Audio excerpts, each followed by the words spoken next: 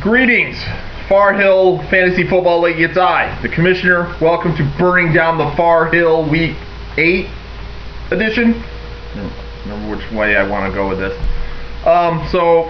We'll just jump right into the recaps and the previews for this week. Sorry for the Debbie Downer done last week. I mean, I'm coming with a little bit more energy now because, in fantasy football, there's nothing you can do. You can't control what quarterback's going to bust their arm and then not throw to anybody. You can't control anything, and it's a game, and I'm going to have fun, so darn it, having fun the rest of this year because, can't win them all. But here we go.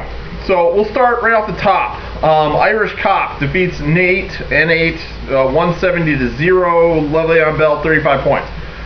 So right off the top, I lead with this one. Nate, this is now the third 0 that you've picked up this year. Do not pick up another one. Submit a lineup. Do something.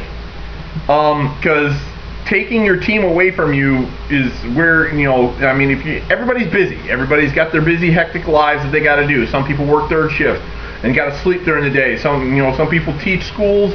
Some people, everybody goes to their day-to-day job, but can still take 5 minutes to get a lineup submitted.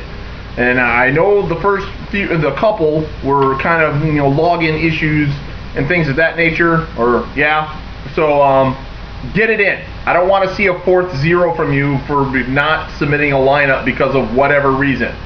There's a Thursday night game, and then there's a bunch of Sunday games, and then there's a Monday game. Get your lineup in before the Thursday night game. I don't care if you have to submit it every week. It doesn't carry over. So I don't know if that was where you were going with that thought. So you have to submit it every week. Do it before Thursday. Don't get another 0. There, my stance on that. Blakeup defeats Scott Sterling, Perfect Defender, 161-155. Thanks DeAndre Hopkins for nothing. Mike Thomas, 39 points, leads the way for the Blakeup. Also, bad decision by me to put in Jordan Howard and not put in C.J. Anderson, which is ultimately my downfall of the week. So that's why I can get behind that one. Sinister Guy of the Internet defeats Steel Curtain 141-124. What's all these low under 150 scores these days? Kirk Cousins 38 points leads the way for the Sinister Guy. Bad Dog beats Davis Dynasty 153-130. Andrew Luck goes for 47 points to lead the way for Bad Dog, who is above 500 this late in the season. We know when things like that happen. John Boy Special People defeats Fat Bastard to keep him pretty much in the mire like me. 178-147. Drew Brees, 48 points, leads the way for the Special People. And last but not least, TWTTEW, I think I did that abbreviation right, defeats El Resistencia 190-149. Forte leads the way for 40 points for Jair's. He's the worst team to ever win, ever. Week 7 pick'em goes to myself. I will give myself $1 for my efforts. Alright, so that brings us to week 8.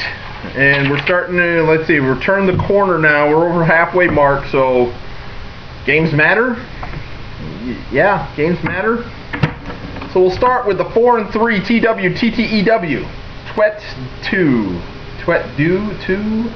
I'm still working on something. Tweetu? Gosh, I'll find something. Twitwoo. Is at the 3-4 Sinister Guy of the Internet.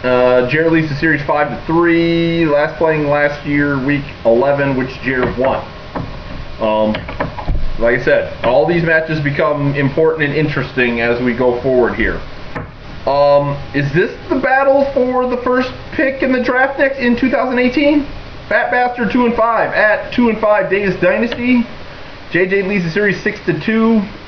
Last playing in week 11 last year. JJ has ripped off 6 straight in this series, which is weird, but he has. And there it is. We have the 4-3 Bad Dog at the 3-4 Scott Sterling Perfect Defender. I can't remember a time that my dad had a better record than me when we faced each other.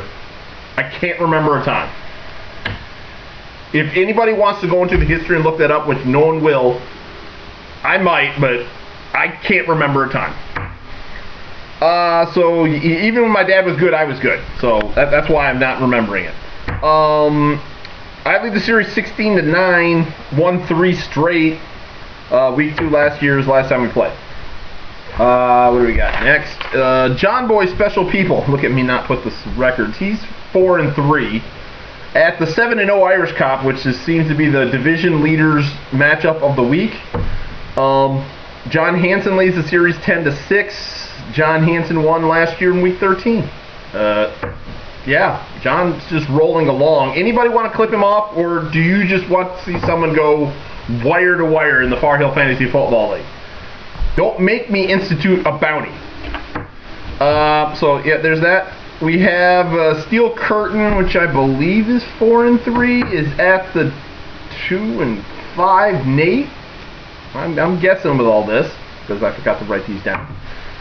Series tied at 2. Roger is 1-2 in a row. Last played week 4. And we have El Resistencia, which I believe is 3-4, is at the 4-3 Blakeham. I'm once again guessing. Garen leads the series 7-3, which dates all the way back to 2009 is the last time they played. Week 4. And why do I think that's not even correct? It was 2007 was the last time Garen was in the league, so Jim would have won that one if that was actually the case.